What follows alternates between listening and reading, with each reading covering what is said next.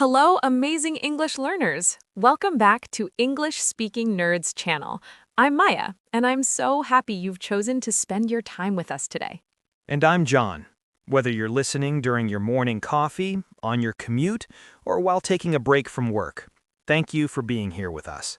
Before we dive into today's topic, I need to ask you something important. If you've been enjoying our episodes, if we've helped clear up confusion about English, if our explanations have made things click for you, please hit that subscribe button right now. Your subscription means the world to us. It tells YouTube to share our content with more learners who need it, and it keeps us motivated to create episodes every single week. Plus, you'll get notified whenever we release new content that could answer the exact question you've been struggling with. So don't wait. Subscribe to English Speaking Nerds channel today. It takes 2 seconds, but makes a huge difference.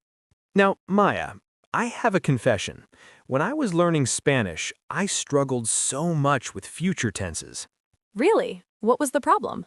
I kept using the wrong form at the wrong time. I'd plan my sentence carefully, and then native speakers would look at me confused because I'd chosen the wrong future form. That's exactly why we're talking about will versus going to today. This is one of those grammar topics that seems simple on the surface, but confuses so many English learners. And honestly, I understand why. Even grammar books sometimes make it more complicated than it needs to be. Today, we're going to clear up all the confusion. We'll explain when to use will, when to use going to, and, most importantly, why native speakers choose one over the other. By the end of this episode, you'll feel confident making decisions about future forms in real conversations, emails, and everyday situations. You'll actually understand the logic behind it, not just memorize rules. Let's start with the basics. Both will and going to talk about the future, right? Exactly. They're both future forms, but here's the key. They talk about the future in different ways. Think of it like this. English doesn't just have a future tense. It has different ways of expressing future meaning, and each way carries a slightly different message. So when you choose will or going to, you're not just talking about when something happens, you're also communicating how you feel about it or how you know about it. Let's break down going to first, because in many ways it's easier to understand. Going to has two main uses, and once you understand them, you'll use this form correctly almost every time. Use number 1, plans and intentions that you decided before this moment. This is the big one. If you made a decision in the past and you're now talking about that decision, use going to. For example, I'm going to visit my parents next weekend. You didn't just decide this second. You've been planning it. Maybe you bought tickets, maybe you told your parents, maybe you requested time off work. The decision was made before. Now you're just informing someone about your existing plan. Here's another example. We're going to watch a movie tonight. You and your friend already discussed this. The plan exists, so you use going to. She's going to start a new job in March. The job offer was accepted weeks ago. The decision is made, so going to is correct. Can you feel the pattern here? If you can answer yes to "Did I already decide this?" then use going to. Use number 2 for going to. Predictions based on present evidence. This means you can see signs right now that something will happen in the future. Look at the sky. Dark clouds are gathering. You say, it's going to rain. Why going to? Because you have evidence right now, those dark clouds. You're not guessing. You're making a logical prediction based on what you can see or sense. Watch out, that glass is going to fall. You can see the glass tipping. The evidence is right there, so going to is the natural choice. He's going to be furious when he sees this mess. You know his personality. You can see the mess. You're predicting based on evidence you have right now. Here's a useful way to remember. If you could say, "Look," or "I can see that" before your sentence, use going to. Look, that car is going to crash, not that car will crash. The evidence is visible right now, so going to feels natural. Now let's talk about will, which has completely different uses. Will is fascinating because it often expresses something spontaneous or uncertain. Use number 1 for will. Spontaneous decisions made at the moment of speaking. You're having a conversation, something comes up, and right then you decide something. That's when you use will. Imagine you're at a restaurant. The waiter asks, "What would you like?" You look at the menu and decide right then. You say, "I'll have the orange juice, please." Not, I'm going to have the orange juice. That sounds like you planned it before arriving. I'll have shows you're deciding at this exact moment. Here's another scenario. Your phone rings. You say, "I'll get it." You didn't plan to answer the phone before it rang. The ringing happened and you spontaneously decided to answer. Someone needs to take out the trash. You respond, "I'll do it." Spontaneous offer made in the moment. Perfect use of will. The key word is spontaneous. If the decision happens now, during the conversation, use will. Use number 2 for will, predictions, opinions, or beliefs about the future without present evidence. This is when you're guessing, hoping, believing, or thinking something about the future. I think it will rain tomorrow. You're not looking at dark clouds right now. You're making a general prediction, maybe based on the weather forecast or just a feeling. She'll probably pass the exam. You believe this, but you're not basing it on something you're seeing at this exact moment. The economy will improve next year. This is an opinion about the future. You can't see evidence right now proving this will happen. I'm sure he'll understand. A belief, not a plan. So will is the right choice. Notice we often use will with words like think, believe, probably, maybe, perhaps, I'm sure, I hope. These words signal that we're expressing an opinion or prediction, which is will territory.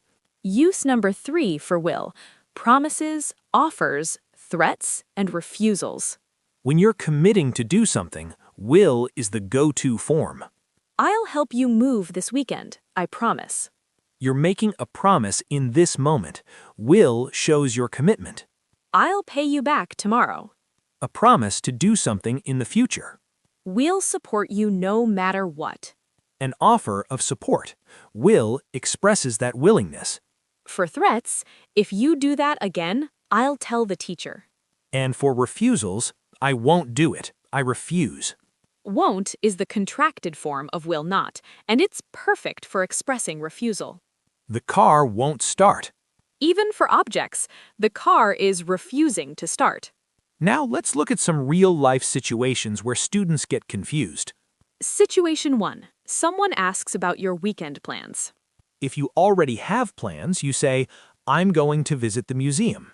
But if you haven't decided yet and you're thinking about it during the conversation, you might say, I think I'll visit the museum. Can you hear the difference? "I'm going to visit" sounds definite. "I think I'll visit" sounds like you're still considering. Situation 2. Your friend looks exhausted and says, I need coffee. You spontaneously offer, "I'll make you some." Not, I'm going to make you some. That sounds like you were already planning to make coffee before they mentioned it. "I'll make you some" shows you're responding to what they just said. Situation 3. You're looking at the sky during the day. You notice dark clouds forming. You say, "It's going to rain soon." Present evidence equals going to. But if you're just checking the weather forecast on your phone without any visual signs, you might say, "I think it will rain tomorrow." No present evidence in front of you, just information and prediction, so will works well. Now let's talk about some common mistakes and why they happen. Mistake number 1. I'll go to the dentist tomorrow. This isn't wrong, but if you already scheduled the appointment last week, "I'm going to go to the dentist tomorrow" is more natural. I'll go makes it sound like you just decided, which might be confusing. Mistake number 2. Look at those clouds. It will rain. Native speakers would almost always say, it's going to rain here, because the evidence is visible right now. "It will rain" isn't grammatically wrong, but it doesn't match the situation well. Mistake number 3. What are you going to have? At a restaurant. If the person hasn't looked at the menu yet, this question assumes they've already decided, which might not be true. What will you have might be better because it acknowledges they're deciding now. Though honestly, in restaurants, both forms get used. Context matters. Mistake number 4, overusing will for plans. Students sometimes say, "Tomorrow I will meet my friend, then I will go shopping, then I will cook dinner." If these are plans you've already made, "I'm going to meet," "I'm going to go," and "I'm going to cook" sound much more natural. Will makes it sound like you're deciding these things right now, during the conversation. Let's discuss some phrases where we almost always use one form or the other. With be going to, we commonly say, "I'm going to be late." Not usually, "I will be late." we're going to be in trouble. "He's going to be so excited." These feel like predictions based on the current situation unfolding. With will, we often say, I'll be right back. "It'll be fine." You'll see. "I'll let you know." These are spontaneous assurances or promises. Now let's talk about questions. Do the same rules apply? Yes, the same logic works for questions. What are you going to do this weekend? This asks about plans that probably already exist. What will you do if it rains? This asks about a hypothetical situation. What would happen in a particular case? Are you going to the party? This assumes a party is happening and you might have plans to attend. Will you help me? This is a request made in the moment. Notice how questions also follow the same patterns as statements. Let's address a tricky area: negative forms. I'm not going to do it means you've decided not to do something. Your mind is made up. It's a statement of intention. I won't do it can mean the same thing, but it often carries stronger emotion, refusal, determination, or even defiance. "I won't let you down" is a strong promise. I'm not going to let you down is also a promise, but slightly less emotionally intense. Both are correct, just with different nuances. Here's something interesting. In casual speech, we often shorten going to gonna. "I'm going to call you later." What are you gonna do? It's going to be amazing. This is very common in spoken English, but remember, it's informal. Don't write "gonna" in formal emails or essays. Keep it for conversations and casual messages. But if you hear it constantly in movies and TV shows, now you know what it means. Let's look at time expressions and how they work with each form. With going to, we often use tomorrow, next week, tonight, this weekend, soon, later. "I'm going to call him tomorrow." They're going to arrive next week. With will, we use similar time expressions, but often with thinking or uncertainty words. I think I'll stay home tonight. Maybe we'll see you next week. I'll probably call you tomorrow. The time expression doesn't determine which form to use. It's still about the type of future meaning you're expressing. Now, here's where it gets really interesting. Sometimes both forms are possible, and the difference is very subtle. "I'm going to love this movie" versus "I will love this movie." Both could work, but I'm going to love this movie suggests you already have strong expectations based on what you know about the movie. "I will love this movie" is a prediction or belief, perhaps less certain. She's going to be a great doctor versus she will be a great doctor. Going to might suggest you're seeing evidence now. She's excelling in medical school. Will expresses your belief about her future, perhaps based on her character rather than current evidence. These differences are subtle and, honestly, in many contexts, both sound perfectly natural. Don't stress about these fine distinctions too much. Focus on the main patterns we've discussed. Let's do a quick practice. I'll give you a situation and you think about which form fits best. Situation. You're at a friend's house. They say, "Oh no, we're out of milk." What do you say? Think about it. The answer is, "I'll go buy some." Why? Because you're making a spontaneous offer in response to what they just said. Next situation, someone asks, "Do you have plans for summer vacation?" If you've already booked flights and hotels, you'd say, "Yes, I'm going to visit Thailand." If you haven't planned yet, you might say, "I think I'll visit Thailand, but I haven't decided." Next, you see someone carrying too many boxes and struggling. You'd say, "Let me help. I'll take some of those." Spontaneous offer, so will is perfect. Last one. You're telling your friend about your weekend plans that you finalized yesterday. I'm going to clean my apartment, then I'm going to meet Sarah for lunch. These are established plans, so going to is the natural choice. How did you do with these examples? Remember, the more you practice thinking about why you're choosing one form, the more natural it becomes. Eventually, you won't consciously think about the rules, you'll just feel which one is right. Let's talk about one more situation that confuses students. Wait, what?